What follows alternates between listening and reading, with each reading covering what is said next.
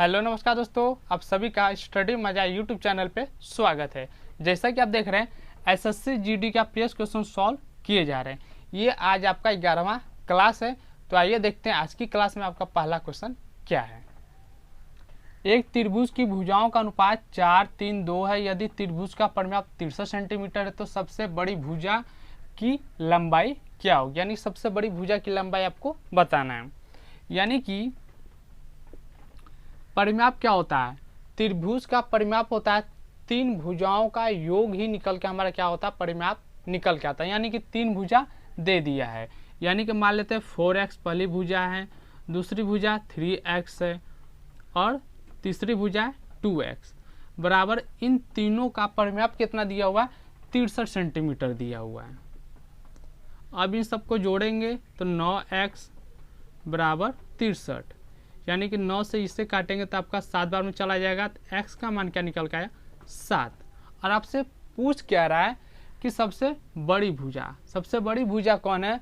4x, 3x और 2x में सबसे बड़ी भुजा आपका क्या है, 4x सबसे बड़ी भुजा है 4x। यानी कि 4x का मान निकाल देंगे। x का मान कितना निकला आपका, 7 आया है। यानी कि 4 × 7 कर देंगे, अब तक क्या हो जाएगा 28 सेंटीमीटर।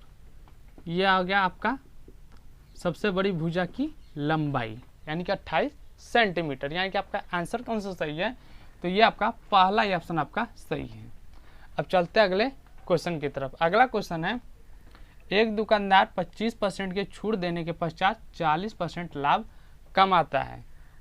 अंकित मूल्य क्रय मूल्य से कितना प्रतिशत अधिक है। यानी कि जो अंकित मूल्य है क्रय मूल्य से कितना प्रतिशत अधिक है, ये आपको बताना है। यानी कि अंकित मूल्य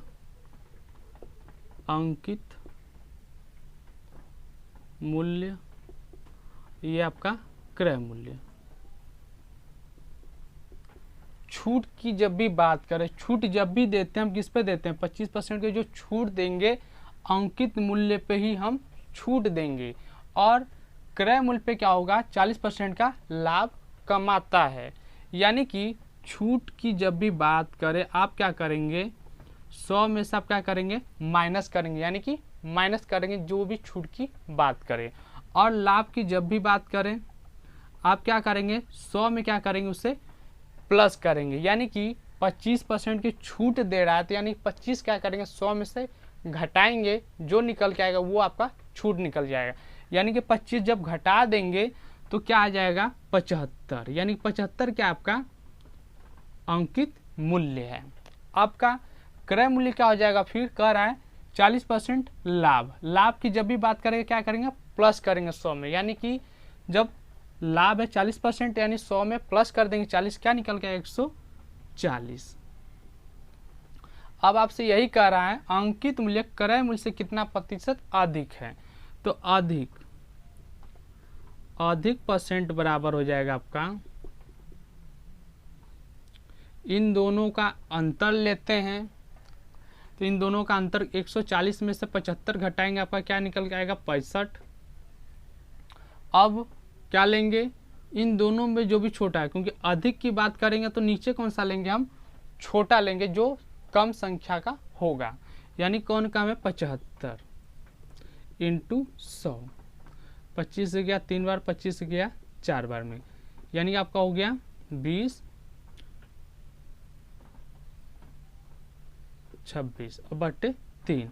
जब 3 से इससे भाग देंगे तो आपका चला जाएगा 8 और 8.67। यानी कि आपका इतना परसेंट अधिक है। यानी कि आपका आंसर कितना निकलेगा, 88.67। यानी कि आपका ऑप्शन कौन सा सही है, तो ये आपका दूसरा ऑप्शन आपका सही है। अब चलते हैं अगले क्वेश्चन की तरफ। अगला क्वेश्चन है, एक राशि पर चौथे वर्ष का चक्रवृद्धि ब्याज 6000 है तथा पांचवें वर्ष का चक्रवृद्धि ब्याज 6750 है। तो ब्याज का संयोजन वार्षिक किया गया है, तो वार्षिक दर क्या है। आपको क्या बताना, वार्षिक दर कितना आपको ये बताना है।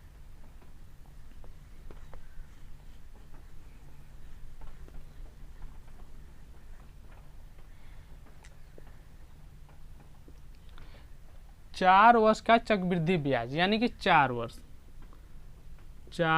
वर्ष का चक्रवृद्धि ब्याज कितना दिया हुआ है, तो 6,000 रुपया दिया हुआ है आपका। अब आगे कह रहा है 5 वर्ष का चक्रवृद्धि ब्याज, यानी कि 5 वर्ष का चक्रवृद्धि ब्याज कितना दिया आपका, 6,750। आप क्या करेंगे, 1 वर्ष का ब्याज निकालेंगे तो 1 वर्ष का आपका ब्याज कितना है, तो 5 वर्ष में से घटा देंगे तो 1 वर्ष निकलेगा। 1 वर्ष का ब्याज क्या निकल के आएगा, इस 6,750 में इससे घटाएंगे तो क्या निकला, 750। ये क्या निकला आपका, 1 वर्ष का ब्याज निकला आपका। 1 वर्ष का ब्याज इतना 750 है। अब आपसे आगे क्या कह रहा है, दर आपको बताना है, यानी कि अब क्या करेंगे, SI बराबर NPR/100, इसी फॉर्मूले पे आप सॉल्व करेंगे। यानी कि SI यानी कि ब्याज कितना आपका 750 आपका ब्याज है, और N कितने वर्ष के लिए है, तो 1 वर्ष का ब्याज कितना 750, यानी कि वर्ष 1 वर्ष हो गया।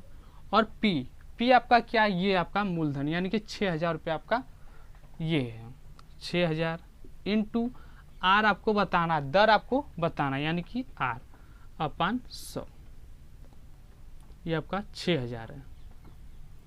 तो इससे ये दोनों चला गया, इससे ये चला गया। अब 6 से जाएगा आपका 1 बार में, फिर 2 बार में, फिर 5 बार में, यानी 6 से जब भाग दिया तब क्या निकल गया, 12.5% आपका दर निकल के आ गया। ये आपका आंसर है, यानी कि आपका ऑप्शन कौन सा सही है, तो ये आपका चौथा ऑप्शन आपका सही है, 12.5%। अब चलते हैं अगले क्वेश्चन की तरफ। अगला क्वेश्चन है, यदि एक 12 वर्ष के लड़के को एक नए लड़के से बदलते हैं तो 18 लड़कों की औसत आयु 1.5 वर्ष बढ़ जाती है। नए लड़के की औसत आयु क्या है, यानी कि आपको नए वर्ष के लड़कों की आयु आपको बताना है।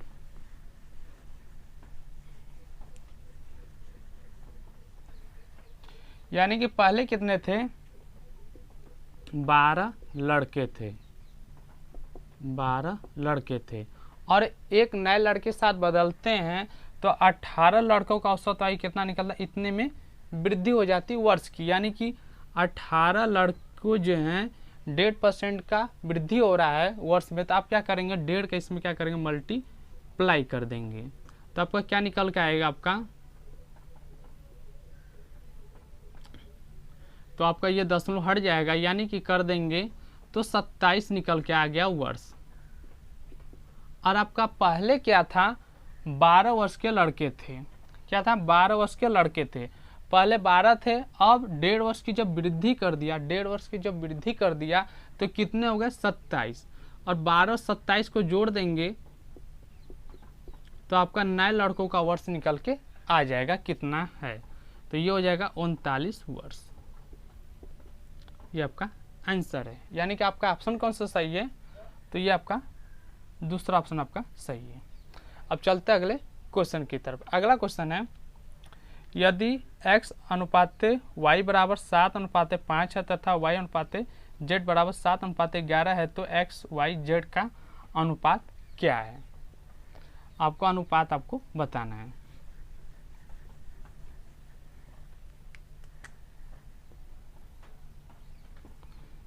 x y और z का ही अनुपात आपको बताना, और x और y का अनुपात कितना दिया हुआ है, 7 और 5, इसे ले लेंगे 7 और ये आपका 5।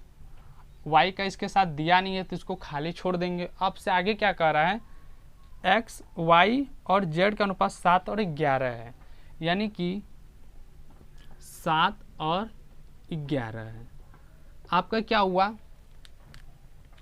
यह स्थान आपका खाली है और यह भी स्थान खाली है। अब यहाँ पे कुछ मान दिया ही नहीं है, अब क्या लेंगे, इस खाली स्थान के बगल में कौन सा अंक है, तो 5, तो हम इसी 5 को हम ले लेते हैं। ये सॉल्व करने का ट्रिक है, यानी कि जो खाली स्थान है उसको क्या भरने के लिए हम क्या करते हैं, खाली स्थान को भरने के लिए जो बगल में संख्या होती है हम उसे ले लेते हैं। अब आगे इसमें कौन सा स्थान लेंगे, अंक कौन सा लेंगे, ये खाली स्थान है, इसको भरने के लिए इसके बगल वाली संख्या क्या है 7 है, तो हम क्या ले लेंगे 7 लेंगे।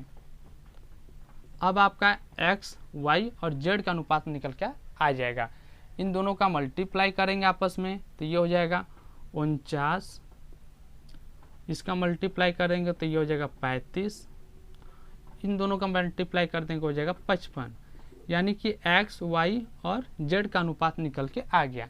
ये अनुपात ऐसा है कि कटेगा भी नहीं, यानी कि यही आपका ऑप्शन निकल के आ गया। यानी कि ये आंसर कौन सा सही है 49, 35, 55, ये आपका पहला ही ऑप्शन आपका सही है।